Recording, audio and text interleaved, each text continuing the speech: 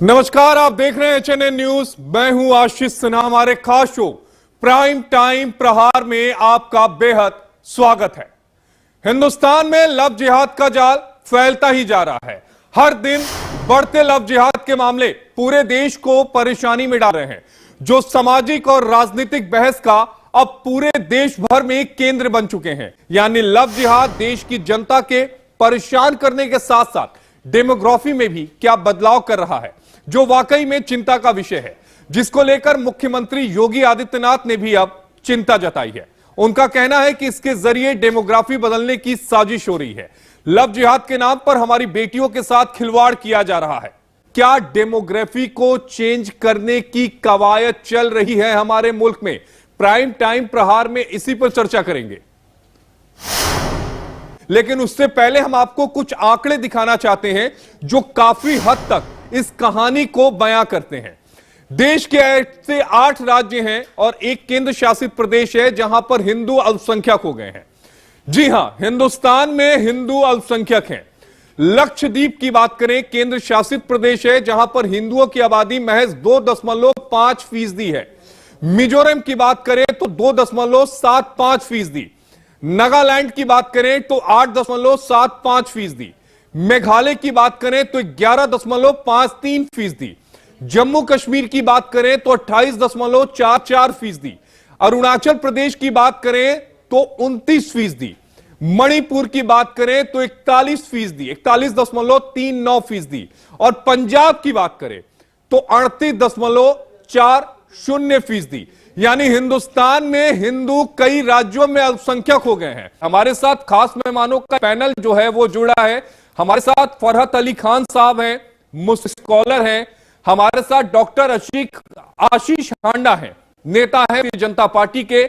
हमारे साथ शौकत अली हैं, प्रवक्ता हैं समाजवादी पार्टी के। और हमारे साथ आचार्य बद्रीश जी हैं, हिंदू धर्म गुरु हैं।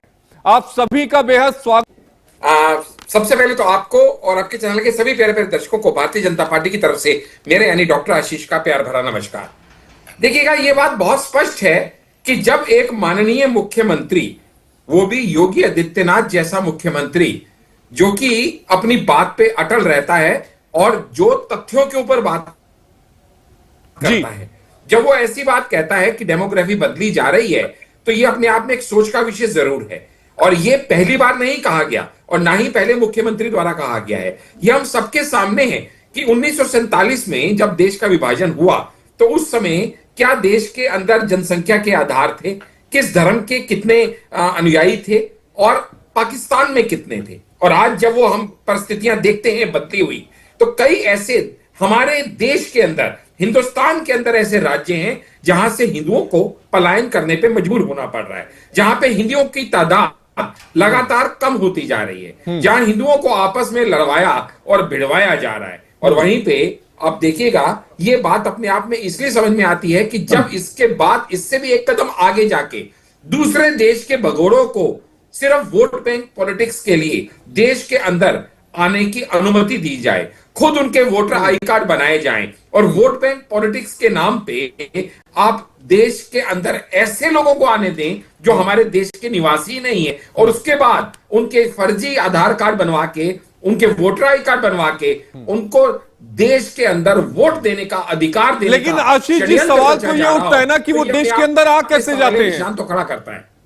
अरे आशीष जी, सवाल तो यही है ना कि देश के अंदर आ कैसे जा रहे हैं वो लोग? बराबर है साहब, सवाल आपका एकदम जायज है। आ कैसे जा रहे हैं? आपको भी ये पता है कि सेंट्रल गवर्नमेंट और स्टेट गवर्नमेंट, जो हमारा 3 टायर सिस्टम है, ये दोनों मिलके इसके अंदर डेमोक्रेसी चलाते हैं। बहुत सी चीजें राज्य सरकार के अंतर्गत आती हैं, बहुत सी चीजें केंद्र सरकार के अंतर्गत आती हैं। जैसे उदाहरण के रूप में आप कहेंगे बीएसएफ जो है सेंट्रल गवर्नमेंट के अंदर आती है, लेकिन पश्चिम बंगाल में आप देखिएगा वहां पे कितना ज्यादा इस समय इन्फिल्ट्रेशन होता है। क्यों? क्योंकि वहां की सरकार, ममता दीदी की सरकार, अगर हमें लैंड नहीं देगी, अगर हमें इंफ्रास्ट्रक्चर नहीं देगी, अगर हमें वहां पे बाड़बंदी नहीं करने देगी, फेंसिंग नहीं करने देगी, तो कैसे होगा? और जिसका सीधा सा उदाहरण यही है कि दूसरे नंबर पे इन्फिल्ट्रेशन होता था असम में, लेकिन हिमंता बिश्व शर्मा जी के आने के बाद ऐसा क्या हुआ कि असम में इन्फिल्ट्रेशन अब कम हो गया। वहां पे पे अब दंगे कम हो गए, वहां पे अब उपद्रव कम हो गया। यानी पॉलिटिकल विल नाम की जो चीज होती है वो उसको रोकने का भी काम कर सकती है, लेकिन ये दो धारी तलवार बन के वही पॉलिटिकल विल अगर चाहे तो ये इन ठीक चीजों है। को बढ़ावा शौकत भी अली दे साहब सकती जी है। जवाब दीजिएगा इसलिए डॉक्टर कहते आशीष हैं जी की बात का। कि किसी ये मुस्लिम लव जिहाद का ये मतलब लव ही मालूम जिहाद नहीं है, कैसे इसका हो गया? मतलब सुन लीजिए मुसलमान आशीष से भाई, शादी अपनी नहीं हेडलाइन को करनी, ऐसा ठीक कभी से किसी ने पढ़िए। नहीं कहा। आशीष जी कुछ कहना चाह रहे हैं। आशीष जी जी, आशीष जी, सबसे पहले तो मैं हमारे मुस्लिम स्कॉलर फरहद जी का बहुत बहुत जिसको कहूंगा अभिनंदन करूंगा कि उन्होंने इस बात को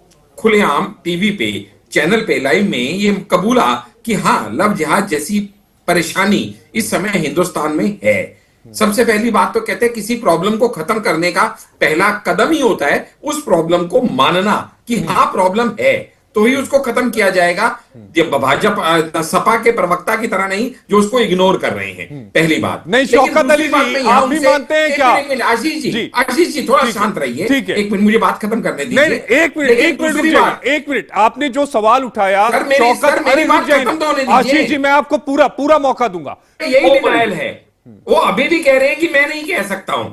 मुझे अपनी बात सुन खत्म लीजिए, करने का आशीष- मौका दीजिए प्लीज। आशीष ठीक जी, है, ये आशीष थोपना जी को होता सुन है। लीजिए, उसके बाद शौकत भाई जवाब दे दीजिएगा। आशीष जी प्लीज बात कर ले प्लीज। उचित रहेगा।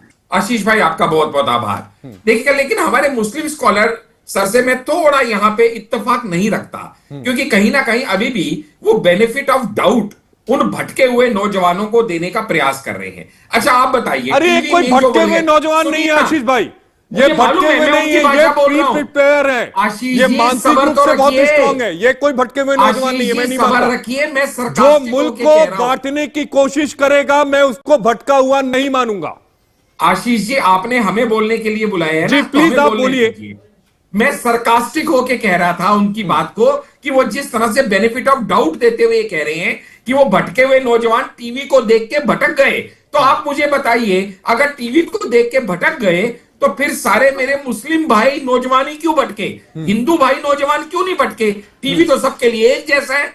दूसरी बात, आप ये बात समझिएगा कि जब हमें खुलेआम चाहे जांगुर बाबा हो चाहे और अदरवाइज हो हमें रेट कार्ड मालूम चलते हैं कि भाई ये रेट कार्ड है, इसको ऐसे करना है, इसको ऐसे फंसाना है, इसको इतना मिलेगा, कहां तक कितनी चीजों को इग्नोर करोगे? जब आप लैंडस्केप बदलने की बात करते हो, क्या मेजॉरिटी को माइनॉरिटी में लाने में और माइनॉरिटी को मेजॉरिटी में लाने का ये सहयोग ये नहीं है? क्या ये संयोग है या ये प्रयोग है कि एक के बाद इतने राज्यों में हिंदुओं की आबादी लगातार कम होती ठीक है, अली जा खान रही है? साहब जवाब आप- दे दीजिएगा।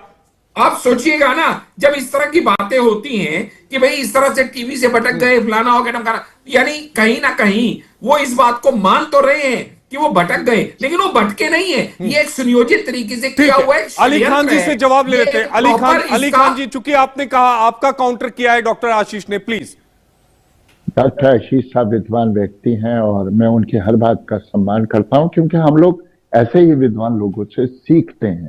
फरहाद भाई वो तो सभी के लिए है ना, टीवी तो हिंदू मेरा नौजवान भी देखता है, मुस्लिम नौजवान भी देखता है, फिर ऐसे लव जिहाद के केस आपको अदरवाइज क्यों नहीं देखते? आप ये सोच के देखिए ना दादा, यही तो समझ नहीं रहे हैं, यही तो प्रॉब्लम है जो शौकत जी भी नहीं समझ रहे हैं। हिंदू का मुस्लिम से विवाह होना गलत नहीं है, मुस्लिम का हिंदू से विवाह होना गलत नहीं है। किसी को धोखा देना, किसी को फंसाना और फिर किसी को धर्म बदलने के लिए मजबूर करना, चाहे इमोशनल ब्लैकमेल करना, चाहे फिजिकली उसको टॉर्चर करना, ये गलत है। लव जिहाद का मतलब है अपनी आइडेंटिटी छुपाना। आप जनेऊधारी बन जाएं, पहचान छिपा आप गले में कर, अपनी रुद्राक्ष पहचान पहन लें, छिपा कर। आप हाथ में कलावा बांध लें, आप हिंदू नाम रख लें, आप हिंदू नाम से फेसबुक पे आ जाएं और बाद में आपकी हकीकत पता चले, ये गलत है। धोखा देना कोई भी मजहब इसको जस्टिफाई नहीं कर सकता। ठीक है। हाँ, प्यार हर मजहब सिखाता है। अली खान साहब ये थ्योरी सही नहीं है, आप समझ नहीं रहे, आप चीजों को या तो समझते हुए गुमराह कर रहे हैं या गुमराह होते हुए चीजों को समझा नहीं पा रहे। एक्चुअली हमारे मुस्लिम स्कॉलर भाई दोनों हाथ में लड्डू लेना चाहते हैं, वो इसको गलत तो कह रहे हैं लेकिन साथ ही में उनको इल्जाम भी नहीं देना चाहते, उनको गुनहगार भी मानने को तैयार नहीं है, इसलिए उनको छोटी मोटी गलती और भटका हुआ कह के किसी तरीके से कन्नी काटने का प्रयास कर रहे हैं। हमें बिल्कुल लड्डू ना दें, हमें आपके टीवी चैनल से या आपसे बिल्कुल लड्डू नहीं चाहिए। हम अपनी सूखी रोजी रोटी में बिल्कुल खुश हैं। हम बिल्कुल भाई गलत साहब, मानते कोई हैं सूखी जिहाद और को। कोई तरी माल नहीं है यहाँ पे। जो मेहनत करेगा वो कमाएगा। आप तो लड्डू लेकिन दे रहे बात हैं सिर्फ हमें, इतनी है हम कि क्या आपका लड्डू धोखा नहीं देना खाना चाहते। जायज है? क्या कोई अरे भी लड्डू मजहब हिंदू इस बात की मुसलमान थोड़ी इजाजत ना देता है। है अरे कि अली आप खान किसी साहब खा लीजिए, झूठ लड्डू बोल को के हिंदू मुसलमान उसके मत आप करिए। इमोशन से खिलवाड़ करें? ऐसा मत करिए, लड्डू को हिंदू मुसलमान मत करिए। भाई समाज को अरे टारगेट कौन कर लीजिए रहा है? आशीष जी। कौन कह रहा है आशीष जी, कि थोड़ा सारे सुन मुस्लिम लीजिए। गलत है? थोड़ा सुन हमने तो लीजिए आपके आशीष सामने जी। ये कहा कि किसी आशीष जी, हिंदू हम धैर्य से लड़की सुन का रहे हैं, आपका मुस्लिम धैर्य ही लड़की नहीं, से विवाह इतनी जल्दी करना टूट जाता या है, मैं क्या मुस्लिम करूं? लड़के का हिंदू हम लड़की कितना से धैर्य विवाह से सुन करना रहे हैं। गलत नहीं है। अरे झूठ बोलना नौजवान, गलत है, धोखा नौजवान देना युवक गलत इतना है, धैर्य से लव सुन रहा जिहाद है। गलत है। आपकी उम्र का भी इतना सम्मान समझिए कर रहा आप। हूं। शंकराचार्य जी के जो साथ में लोग थे, उनकी बटुक खींची गई, चोटी खींची गई, आप धरने बैठ गए क्या? अरे बाबा, डिबेट के टॉपिक पे रहो। वो किस समाज से आपको आते डिबेट हैं? का टॉपिक बताया गया है ना। नहीं नहीं, ब्रेक के बाद आपका स्वागत है। वापस चलते हैं अपने डिबेट पर। हमारे साथ चार खास मेहमान इस समय बने हुए। सीधे चलूंगा आशीष हांडा जी के पास। आशीष जी, आप अपनी बात पूरी करिएगा प्लीज। जी, देखिएगा, मेरा बहुत सीधा सा कहना है, यहाँ पे हम किसी धर्म विशेष के विरुद्ध बात नहीं कर रहे हैं। पहली बात, योगी जी ने यहाँ पे दो बातें प्रमुखता से उठाई। पहली बात ये उठाई कि भाई किसी को झूठ बोलना, धोखा देना, छलावा करना, किसी को इमोशनली हैरेस करना या उस कगार पे लाके खड़ा करना, या तो धर्म बदलो या आत्महत्या कर लो, नहीं तो प्रताड़ित हो और अपना जीवन शून्य कर लो। ये नाम का लव जिहाद फिलॉसफी जो भारत में चल रही है, उसको जड़ से मिटाना जरूरी है। अच्छा, ये काम अगर एक संत नहीं करेगा, समाज की बुराइयों का अंत एक संत नहीं करेगा, तो कौन करेगा? पहली बात।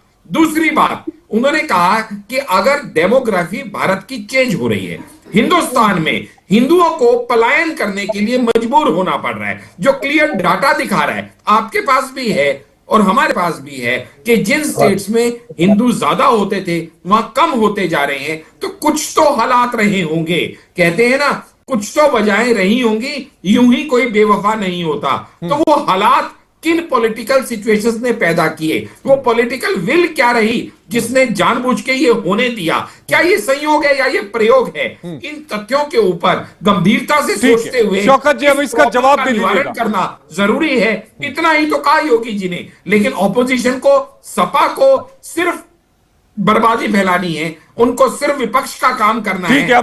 8-9 सालों से सरकार किसकी है उत्तर प्रदेश में, और देश में सरकार किसकी है? और और भाई साहब, आखिरी बार सेंसस कब हुआ था? 2011 में। आज आपको पता है, अरे 14 साल से डेमोग्राफिक सेंसस नहीं आया, रिलीजियस सेंसस नहीं आया।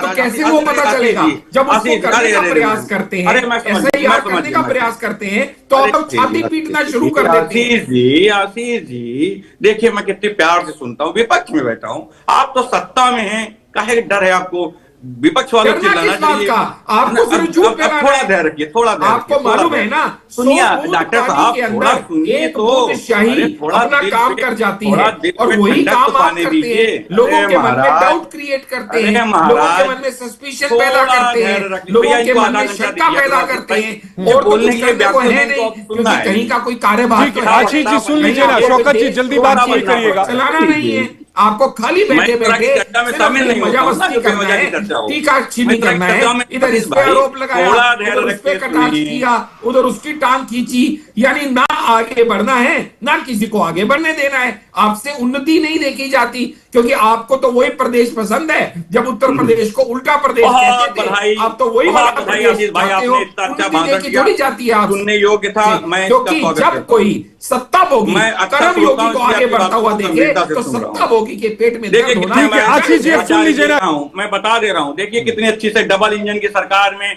क्या क्या हुआ, पूरा भारत ध्वस्त हो गया है।